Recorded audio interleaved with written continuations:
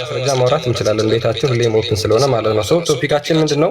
ቁርአን የቀደሙት መጽሐፍቶችን ያረጋግጣል ነው። ቁርአን የቀደሙ መጽሐፍቶችን ማለትም ቀድሞ የወረዱት መጽሐፍቶች እንደ ኢንጅልና ተውራት የመሳሰሉትን እንደሚያረጋግጥ የእነሱን እውነተኝነት ደጋግሞ በጣም አንድ ቦታ አይደለም፣ ሁለት ቦታ አይደለም፣ ሶስት ቦታ አይደለም፣ እጅግ በጣም በተደጋጋሚ ቦታዎች ላይ እነዛ መጽሐፍት እውነተኛ መጽሐፍት እንደሆኑ ያረጋግጣል።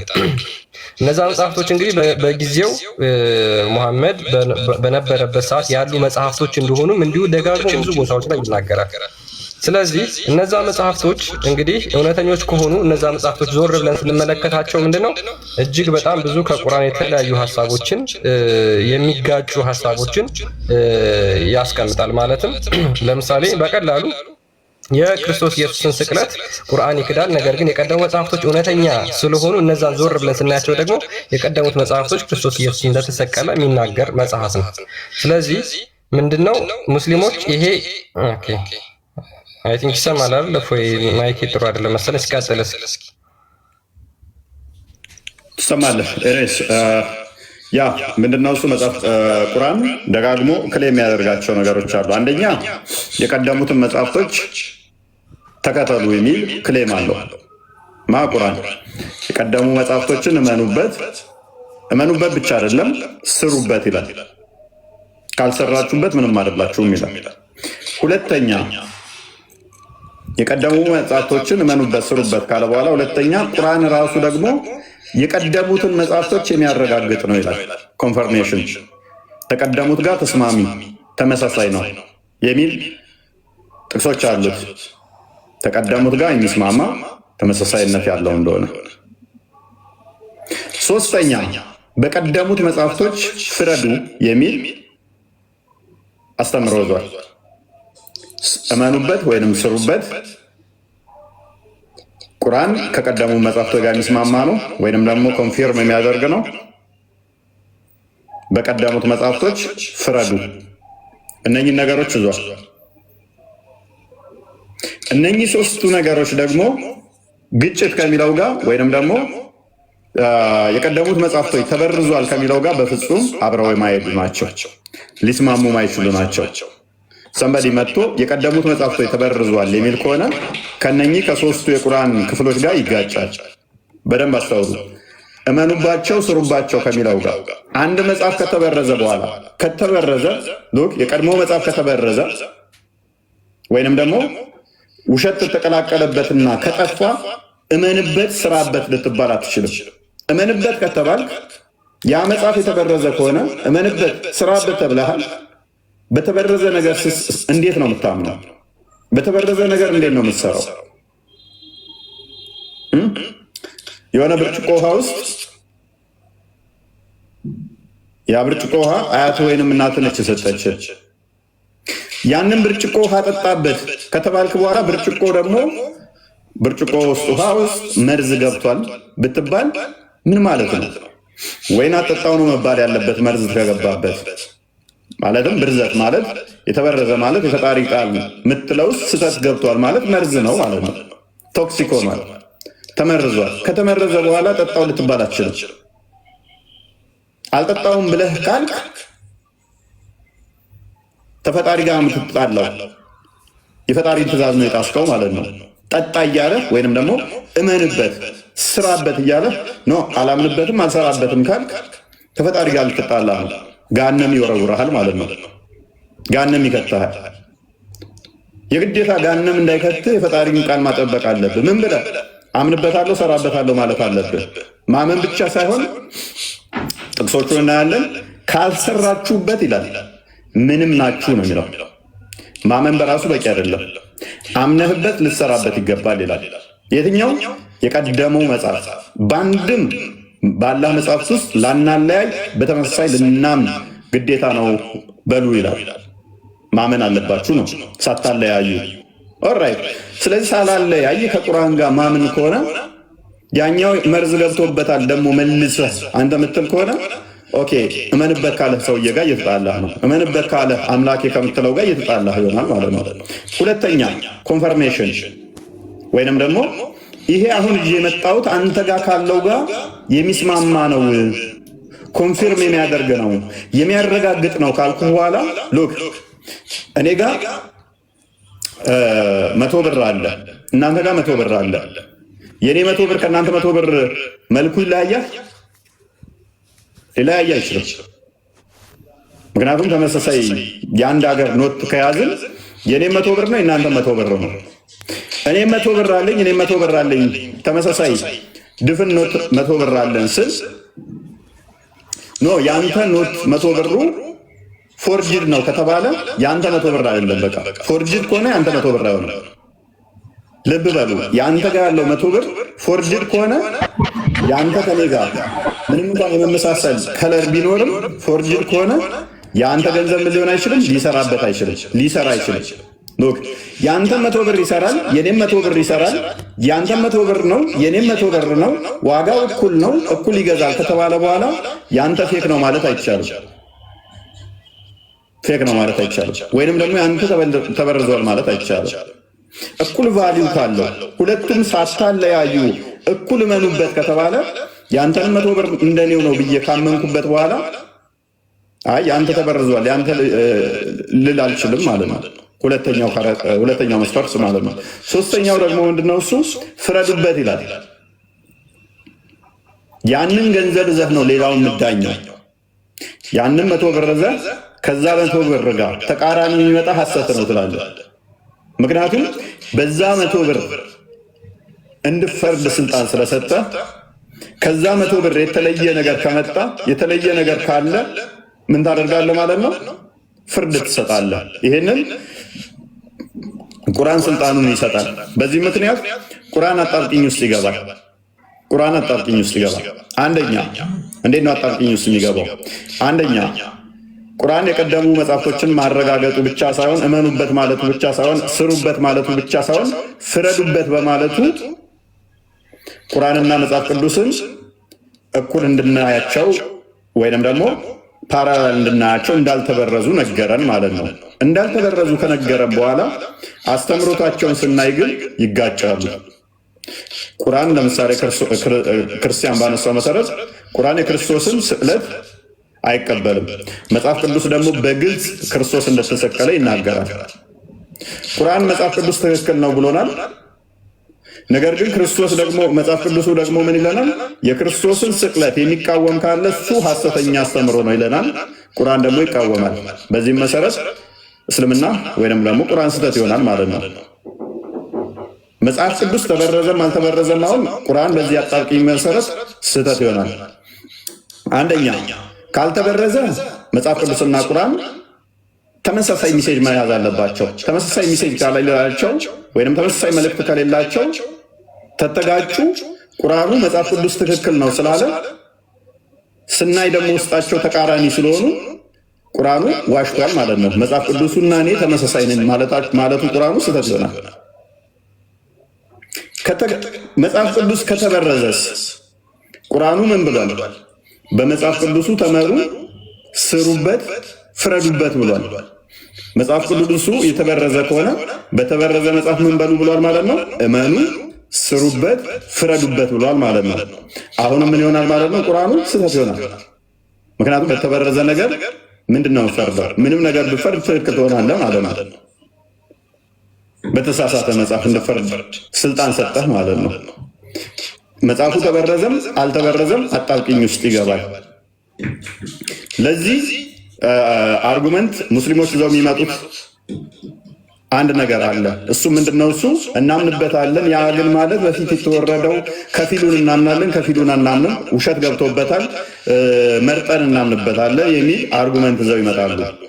አንድ ጥቅስ ብዙ አይደለም፣ አንድ ጥቅስ ከቁርአን ውስጥ ከፊሉን እመኑበት፣ ከፊሉን ግን አትመኑ፣ ከፊሉ እውነት አለው፣ ከፊሉ ግን ስህተት ነው የሚል አንድ ጥቅስ ከቁርአንም ከሐዲስም የለም።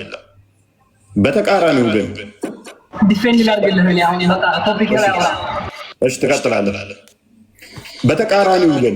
በተቃራኒው ግን ከፊሉን እናምናለን፣ ከፊሉን አናምንም የሚሉትን በግልጽ ቁርአኑ ምን ይላቸዋል? ካዲ ይላቸዋል። በከፊል እናምናለን፣ በከፊል አናምንም ካሉ ማለት ነው። በከፊል አምነው በከፊል ማያምኑ ከሆነ በግልጽ ቁርአኑ ካዲ ያደርጋቸዋል። ስለዚህ ምን ማድረግ አለባቸው ማለት ነው? ሙስሊሞች ነሰሰርሊ በሙላት በተመሳሳይ ሳያከፍሉ ሳያለያዩ ማመን ግድ ይላቸዋል ማለት ነው። እና አንድም ቦታ ላይ አንድ ጥቅስ እንኳን ወንጌል ሎክ መጽሐፍ ቅዱስ ወንጌልና ተውራት ለሁለት ጭፍሮች ተሰጥተዋል ተብሎ ይታመናል። ሱራ 6 157 እንደዚህ አካባቢ ላይ ተውራት ለአይሁዶች እንጂል ለክርስቲያኖች ተብሎ ይታመናል። የመጽሐፍ ሰዎች እነሱን ናቸው የሚላቸው ሁለቱ ጭፍሮች ብሎ ያስቀምጣቸዋል ቁርአኑ። አንድም ጥቅስ በማያሻማ በማያወላውል ሁኔታ ኢንጂል ተበርዟል የሚል ሉክ ኢንጂል ተበርዟል የሚል አንድ ጥቅስ የለም።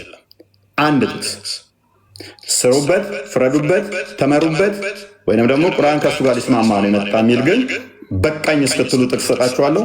አንድ ጥቅስ ቁርአን ውስጥ ሉክ አንድ ጥቅስ ቁርአን ውስጥ ኢንጂል ተበርዟል የሚል የለም። ሁለተኛ በስኮላሮቹ ደረጃ በዚህ ጉዳይ ላይ እንዲህ ነው ያሉት። አንዳንዶቹ እስከ ቂያማ ድረስ ተበርዟል ማለት አይቻልም፣ አልተበረዘም። ታዋቂ የሚባሉት አይ ቲንክ በ10ኛው ሴንቸሪ ላይ ማነው ስሙ ጠፋኝ። እሱ የተነሳው ነው ሞር ሲያየው መጽሐፍ ቅዱስና ቁርአንን ሲያይ ግጭት መኖሩን ሲያይ እሱ ነው ሞር መጽሐፍ ቅዱስ ተበርዟል ማለት አለብን የሚል አርጉመንት የመጀመሪያ የመሰረተው እሱን 10ኛው ሴንቸሪ አካባቢ ማለት ነው ከመሐመድ ሞት ኦልሞስት ከ400 ምናምን ዓመት በኋላ ማለት ነው። ከዛ የዘለለ ግን ምንድነው በስኮላሮቹ ዘንድ ሁሉም የራሳቸውን አስቀምጠዋል። ተበርዟል አልተበረዘም የየራሳቸውን እንትን ብለዋል። ሚያደላው ግን ሎክ ለምሳሌ ኢብኑ ከሲር ሁለቱንም አስቀምጦታል። ኢብኑ ተይሚያ እስከ ቂያማ ድረስ አልተበረዘም ብሏል፣ አይበረዝም ብሏል። ኢብኑ አባስም በተመሳይ እነ ጠበሪም እንደዛው። ይሄ የስኮላሮቹ ነው። የስኮላሮቹን አንፈልገውም ለጊዜው። ማሌ ነው የምንቆመው፣ አላህ ላይ እንቆማለን ማለት ነው። ስኮላሮቹም እንዳልተበረዘ ቢያምኑም እንኳን ለጊዜው እነሱን እዛ እንወረውራቸውና አላህ ራሱ ምን ብሏል፣ ቁርአኑ ራሱ ምን ብሏል የሚለው ላይ እንቆማለን ማለት ነው። ፏድ እንኳን ደህና መጣ።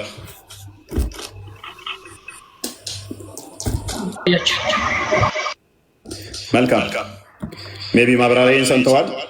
በቁርአን ውስጥ አንድ ጥቅስ በማያሻማ ሁኔታ ወንጌል ተበርዟል የሚላለ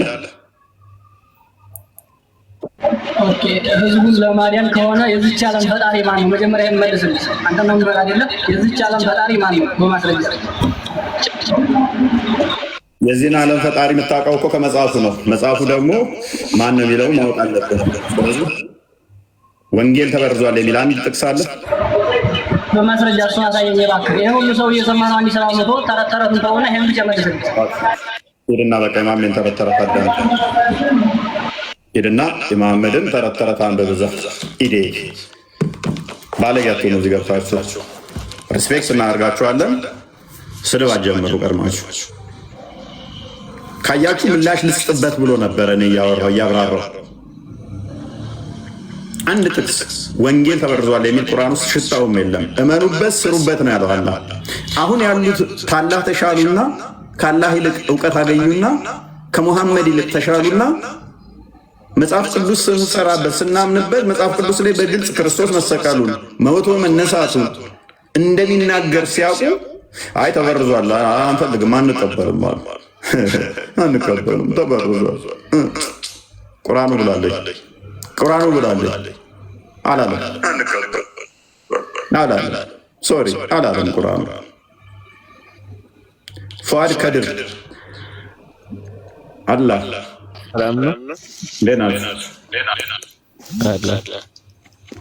ኦኬ መልካም እንኳን ደህና መጣ ብያለሁ። ሜቢ ማብራሪያን ሰምተዋል። ኢንጂል ተበርዟል ብለህ ታምናለህ? አላምንም። ስለዚህ አልተበረዘም። ተበርዟል የሚል የለም። ስለዚህ አልተበረዘም። ያላ ቃል እኛ እያወርን ነው፣ እኛ ነው የምንጠብቀው። ከሱ የወረደው እሱ ነው የሚጠብቀው።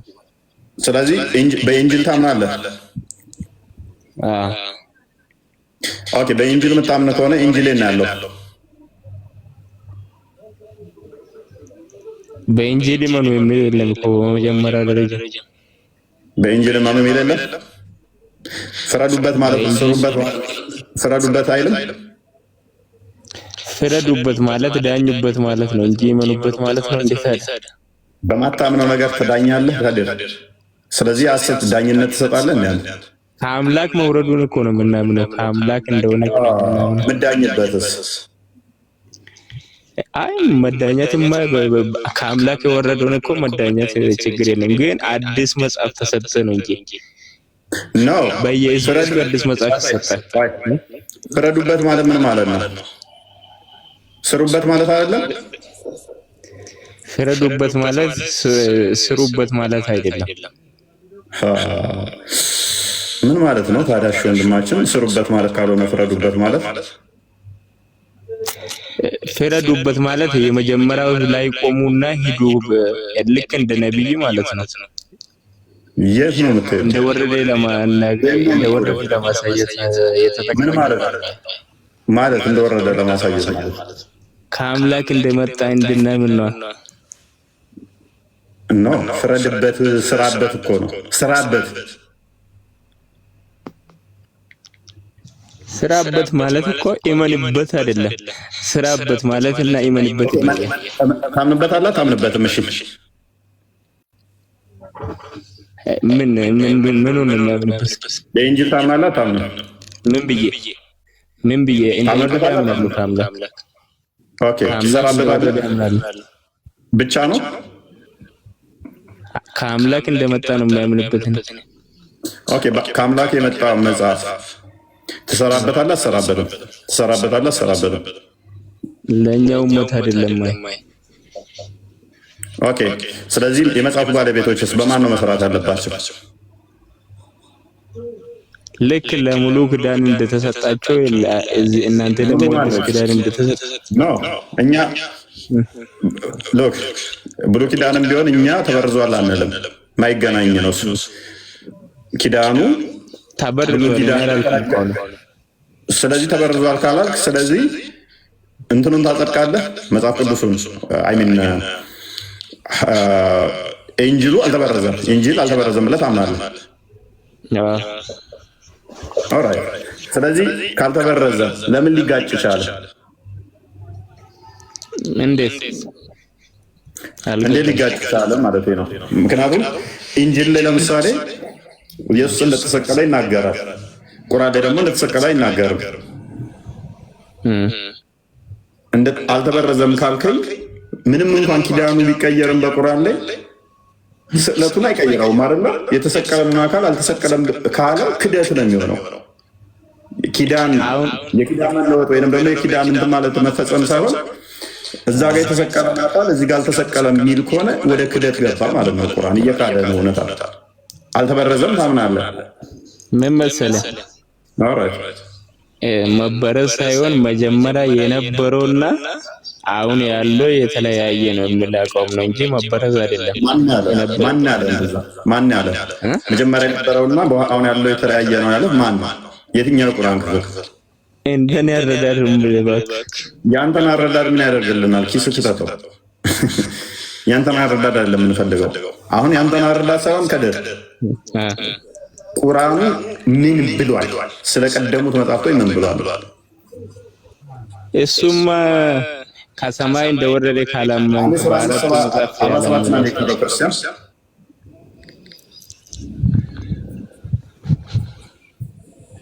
ክርስቲያን አለ።